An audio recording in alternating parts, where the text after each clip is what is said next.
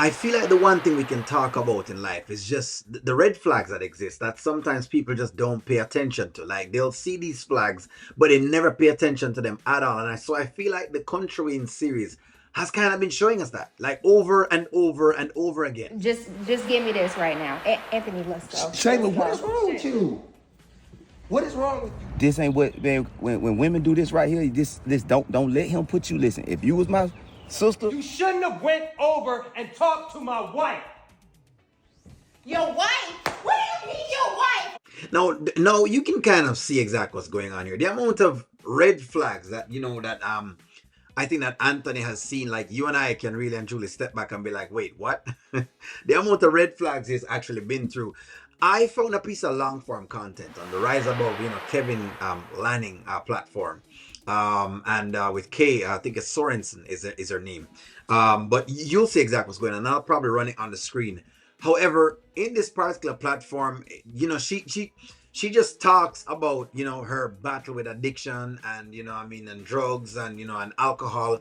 And while it's commendable, as to the fact that she's kind of made a recovery, and I always love seeing success stories, I think I want to peer into the red flags that her husband just totally missed going into that particular marriage, like kind of close to what exactly we're seeing right now with Anthony.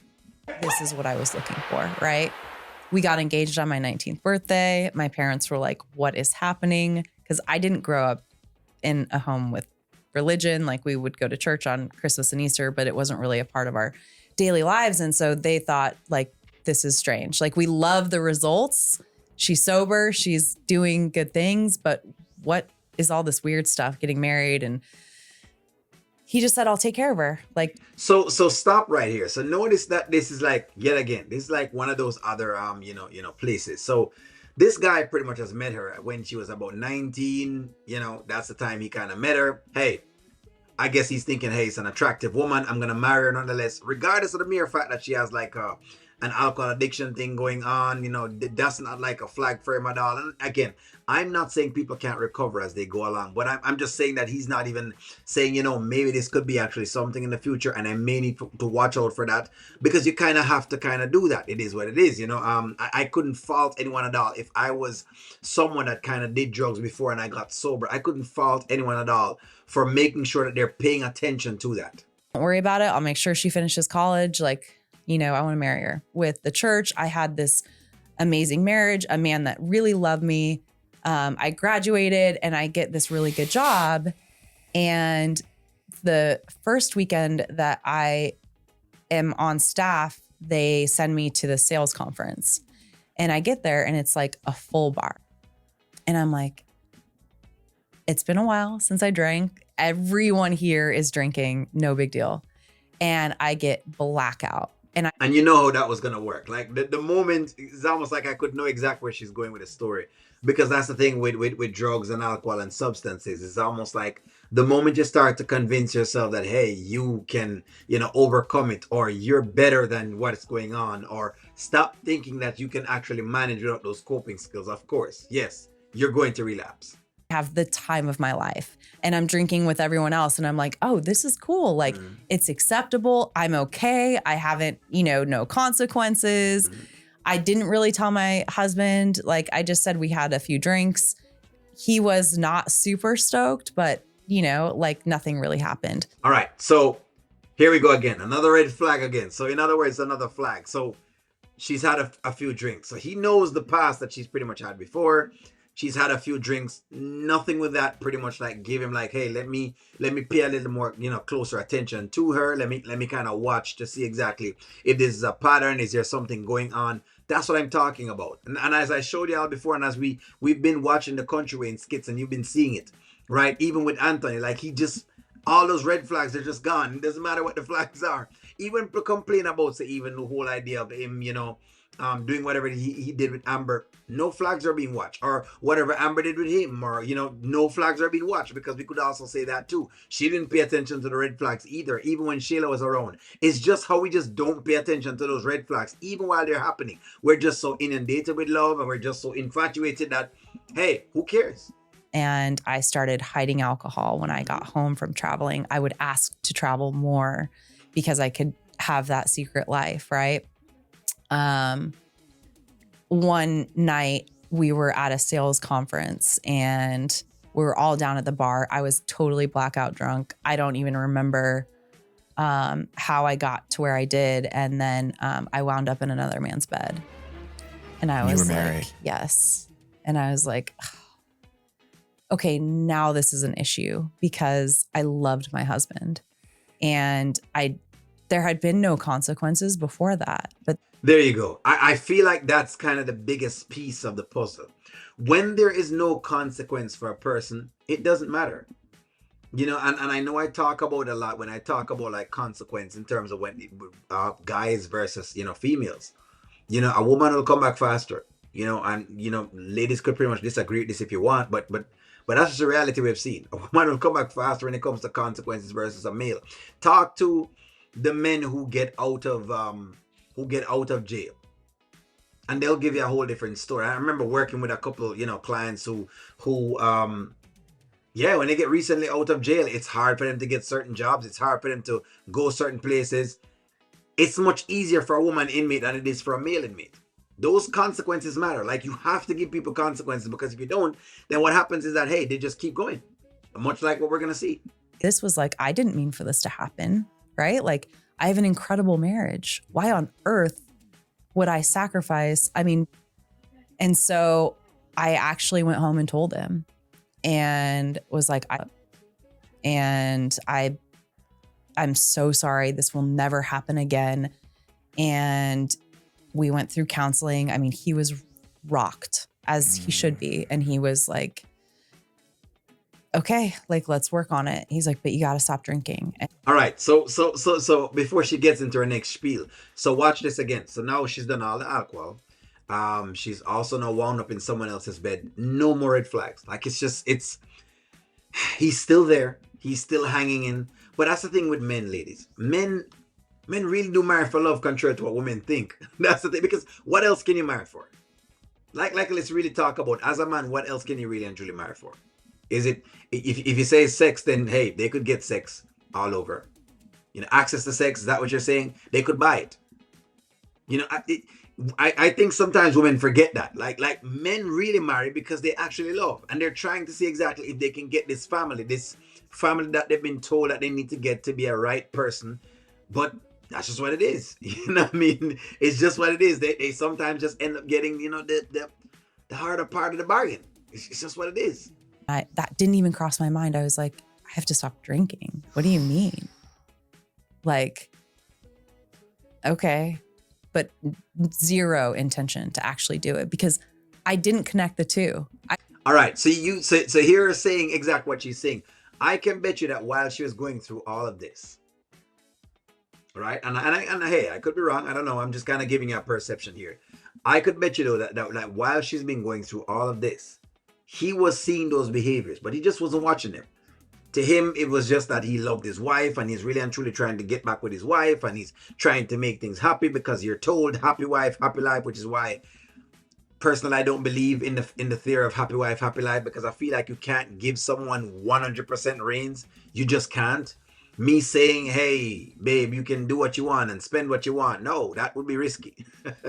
That mean I'd kind of give you my credit cards to go buck wild on foolishness. You know what I mean? And that's like not the best place you want to be. That's me saying, oh, you know what, I'll willingly go into that. I'll willingly, you know, follow you across, you know, whatever cliff that you want to jump off of, I'll just jump off of it. But that's what's going on right there. That's it. That's literally that happy wife, happy life kind of stuff. I can bet you that he was just not, no attention at all. Happy wife, happy life. I'm going to try to make her as happy as I possibly can. But that's the thing. You're not made to do that. That I didn't eat enough that day, right? Like, I blacked out because I was drinking vodka on an empty stomach. You know, I end up doing it again and doing it again. And I was like, I guess I shouldn't be married, was what I said to myself. Not, I shouldn't drink. How wild is that? Exactly. It is wild. Because think about it. In other words, it doesn't matter about the love that the man had for her. the drinking was more important than the actual love that that guy had for her. Remember, he married her when she was, he got her when she was 19, took her out of her parents' house, got her with him, put her into a nice place, get things going for her. And it didn't matter. None of that mattered at all. None of that she was going through mattered at all. Now, I'm glad I'm getting this from, again, and there's something about when I hear this from different ethnicities that hits home, because we see it in our black community, but sometimes I think the black community will make it look like it's just black folk that's going through these, and we're like, no, white folk go through them just the same too. White women go through the same thing just the same too. So it's just for us not to kind of ignore it at all. You know what I mean? But I like seeing that, because then you realize that yes, it's a problem, and it's not you just being picked on. Because sometimes you'll say something to a black woman and she feels like you're picking on her, but then you realize that in the grand scheme of things, hey, it exists everywhere else. And so I didn't tell him, I felt so much guilt, so much shame. I would come home, I would be sneaking alcohol. I would be at a point where I was just totally disconnected from the marriage, because I was like, dude, I'm literally like, this is a man who loves me so much, who doesn't deserve this. And so I just said, hey, you just need to divorce me. Just remember that in all of this, he's still there. Listen to the story that she's giving you. He's still there, no matter what's going on. Even though she's feeling all this guilt, all this resentment, all this, hey, I'm disappointed. The guy is still there. He's still hanging on. No matter what the red flags are, he's willing to go through all of that and take it.